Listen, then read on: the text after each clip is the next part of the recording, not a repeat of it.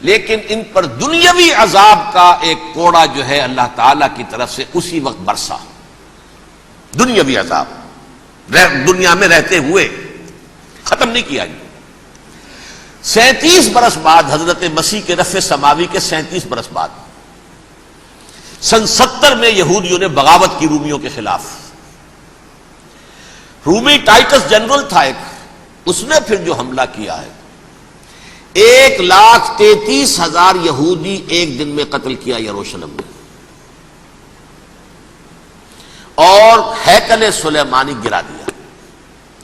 وہ ہیکل پہلے بھی گرا تھا، پہلے 1400 سال کے دوران میں بھی نبوکدنضر نے گرایا تھا، لیکن پھر اس کے 150 سال بعد انہوں نے دوبارہ بنا لیا تھا، اس لیے وہ اسے سیکنڈ ٹیمپل کہتے ہیں. پہلا ٹیمپل جو حضرت سلیمان نے بنایا تھا نبوکدنضر نے گرا دیا 587 قبل مسیح میں، پھر دوبارہ انہوں نے 150 سال کے بعد بنا لیا. وہ اس تاریخ کا حصہ ہے، میں نے جس کے بارے میں آپ کو تفصیل نہیں بتائی. اس میں یہ ہوا سن 70 میں وہ گرا دیا گیا، وہ آج تک گرا پڑا ہوا ہے. نمبر 2 یہ کہہ دیا گیا کہ یہودیوں اس ارض فلسطین سے نکل جاؤ، تم یہاں نہیں رہ سکتے. اب لہذا جس کا جہاں سینگ سمایا چلا گیا.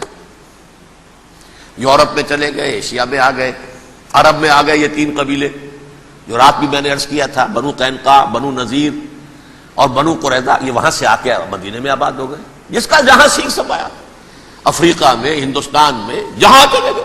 ڈایاسپورا اسے کہتے ہیں، وہ آپ نوٹ کر لیجیے اس لفظ کو، ڈایاسپورا. ہمارا دور انتشار، جبکہ ہمیں ہماری اصل سرزمین تو فلسطین ہے. حضرت ابراہیم کا مسکن، حضرت اسحاق، حضرت یعقوب کا مسکن فلسطین، یہ ہے ہماری اصل جاگیر، یہ تو ہماری جدی پشتی جاگیر ہے. لیکن یہاں سے نکال دیے گئے سن 70 عیسوی میں، اور وہاں سے لے کے 1917 تک ان کا ڈایاسپورا جاری رہا. یہ دور انتشار ہے. اس دور انتشار کے اب چند حصے ہیں جس کو میں چاہتا ہوں کہ آپ علیحدہ علیحدہ سمجھ لیں. دور انتشار کا جو پہلا جو ہے تقریباً 300 برس رومی حکمران تھے. وہ یہودیوں کے بھی دشمن تھے اور عیسائیوں کے بھی دشمن تھے. عیسائی اور یہودی ایک دوسرے کے بھی دشمن تھے، لیکن رومی سمجھتے تھے کہ یہ ایک ہی تھیلی کے چٹے بٹے ہیں. رومیوں کے نزدیک عیسائی بھی یہودیوں ہی کا ایک فرقہ تھے، کوئی علیحدہ مذہب تو تھا ہی نہیں. لہذا رومی جو ہیں رومنز، وہ ان دونوں کو ستاتے تھے، مارتے تھے، اور یہ آپس میں لڑتے تھے. یہودی عیسائیوں کو مارتے تھے، عیسائی یہودیوں کو مارتے تھے. یہ ہے 300 برس تک کی تاریخ. سن 300 عیسوی میں کیا ہوا؟ ایک معجزہ ہو گیا. بہت عظیم ایمپرر کانسٹینٹائن، قسطنطین اعظم، رومن ایمپررز میں سے بہت بڑا ایمپرر، وہ عیسائی ہو گئے. اب تو معاملہ بالکل تلپٹ ہو گیا، پوری سلطنت عیسائی ہو گئی. اب عیسائیوں کے عیش ہو گئے اور یہودیوں پہ مار پڑنی شروع ہوئی. اب عیسائیوں کا آپ خود سوچئے کہ جنہیں وہ خدا بنا بیٹھے ہیں، خدا کا بیٹا قرار دے رہے ہیں، ان کے قاتل کون؟ یہودی، بدماش. لہذا ان کی وہ پٹائی شروع ہوئی ہے یورپ میں، پوری رومن امپائر میں. انہیں ذلیل کیا گیا، شہروں میں آمد بند، علیحدہ رہو، گھیٹوز کے اندر رہو. یہودی کا نام جو ہے وہ گالی بن گیا، جیسے آج بھی یہودی گالی کہتے ہیں، جیسے خنزیر کا لفظ. آخر وہ بھی اللہ کی مخلوق ہے، لیکن آپ کو معلوم ہے کوئی شخص زبان پر نام نہیں لانا چاہتا خنزیر کا، سور کا. ہے تو مخلوق، وہ بھی ایک حیوان ہے. ایسے ہی یہ ہے یہودی، یہودی گالی، جیو گیوٹ گالی. لہذا ایک طرف تو ان دونوں کے درمیان دشمنی، جس کو قرآن کہتا ہے وَأَغْرَيْنَا بَيْنَهُمُ الْعَدَاوَةَ وَالْبَغْضَاءَ، ہم نے ان کے مابین دشمنی جو ہے پیدا کر دی.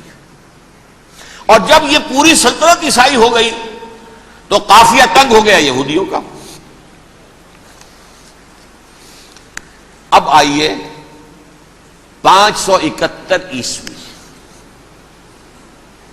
یعنی جبکہ ڈایاسپورا کو کتنا عرصہ ہو چکا تھا؟ 500 برس.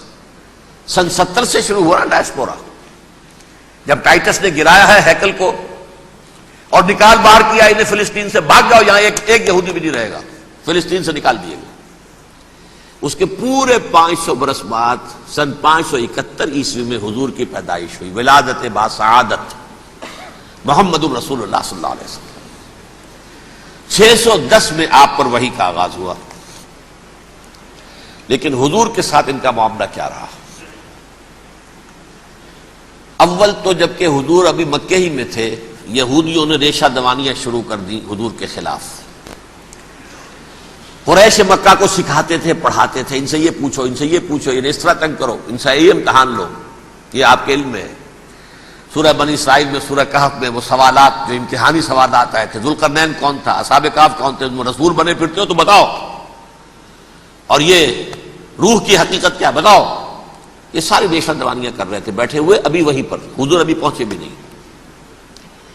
ہجرت فرما کر حضور تشریف لے آئے تو حضور نے، جسے ماسٹر سٹروک کہا جائے گا، یعنی اسٹیٹس مین شپ کا ماسٹر سٹروک، آپ نے مدینے میں آتے یہودیوں کے ساتھ پیکٹ کر دیا، جوائنٹ ڈیفنس پیکٹ آف مدینہ، کہ اگر مکے والے ہم پر حملہ کریں گے تو ہم مل جل کر ایک قوم کی حیثیت سے مقابلہ کریں گے۔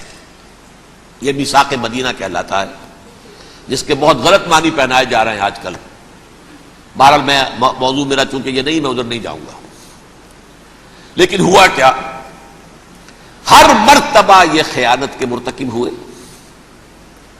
ان نے جو عہد کیے تھے ان سے پھرے، اندر ہی اندر سازش، ریشہ دوانی، حضور کی بدترین دشمنی۔ سورہ نساء کی آیت نمبر 12 میں، 14 میں، 13 میں فرمایا ہے، لا تزال تطلع علی خائنۃ منہم، اے نبی ہمیشہ آپ کے علم میں ان کی طرف سے خیانتیں، بددیانتیاں آتی رہیں گی، اور بار بار وہ مسلسل جنگ کی آگ بھڑکاتے تھے، قریش کو دعوت دیتے، آؤ آؤ آؤ، ہم اندر سے بغاوت کر دیں گے، تم آؤ تو صحیح، ختم کریں محمد کو اور اہل ایمان کو صلی اللہ علیہ وسلم ورضی اللہ تعالی عنہم اجمعین۔ لیکن پھر جب وہ آتے تھے تو یہ دبک جاتے تھے، ان میں ہمت نہیں تھی، میدان کے مرد نہیں رہے تھے۔ یہ سورہ حشر میں ان کا نقشہ کھینچا گیا ہے، کھلے میدان میں مقابلے کی اس کے اندر صلاحیت ہی نہیں ہے، یہ تو فصیلوں کے پیچھے سے، جیسے عورتیں کہیں دیہات میں لڑائی ہوتی ہے تو مرد جو ہے گلیوں میں لڑتے ہیں، عورتیں اوپر سے پتھر پھینکتی ہیں، بس وہ کام یہ کر سکتے تھے، من ورائے جدر، فصیلوں کے پیچھے سے، جنگ میں میدان میں نہیں آ سکتے۔ بہرحال قرآن مجید میں ہے یہ، سورہ مائدہ کی آیت نمبر 64، کلما اوقدوا نارا للحرب اطفاها اللہ، اکثر و بیشتر مواقع پر تو یہ جب آگ بھڑکاتے تھے جنگ کی، اللہ اسے بجھا دیتا تھا۔ لیکن بہرحال اس کے باوجود جنگیں ہوئی، غزوہ بدر، غزوہ احد ہوئی کہ نہیں، یہ ساری اس اصل شرارت ہوئی، اور اس کے نتیجے میں حضور نے پھر ایک ایک کر کے 3 قبیلوں کو سزا دی۔ غزوہ بدر کے فوراً بعد بنو قینقاع نکالے گئے مدینے سے، غزوہ احد کے فوراً بعد بنو نذیر نکالے گئے، اور غزوہ احزاب کے بعد بنو قریظہ نکال دیے گئے۔ یہ تو میں نے آپ کے سامنے رکھ دیا صرف حضور کے زمانے میں ان کا کیا رویہ رہا، دشمنی۔ رات بھی ہم نے وہ آیت پڑھی تھی، لَتَجِدَنَّ أَشَدَّ النَّاسِ عَدَاوَةً لِلَّذِينَ آمَنُوا الْيَهُودُ وَالَّذِينَ أَشْرَكُوا، اہل ایمان کی دشمنی میں شدید ترین تم پاؤ گے یہودیوں کو اور مشرکین، مشرکین بھی بعد میں ہے، پہلے یہودی۔ حضور کے بعد کیا ہوا اب یہ نوٹ کیجئے، یہ ان کی تاریخ کا دوسرا دور۔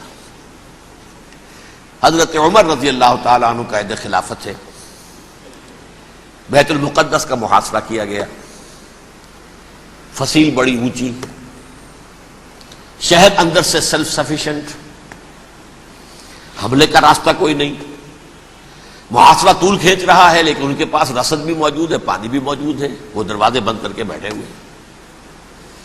بالآخر اللہ تعالیٰ کی مشیت کا ظہور کیسے ہوا، ان کے کچھ علماء آئے فصیل پر، کہا دیکھو مسلمانوں، تم قیامت تک بھی یہاں پڑے رہو گے محاصرہ کر کے، ہمارا یہ شہر فتح نہیں ہوگا۔ ہاں ایک درویش بادشاہ کے ہاتھوں یہ شہر فتح ہونا ہے، لیکن تمہارے اندر ہمیں وہ نظر نہیں آ رہا۔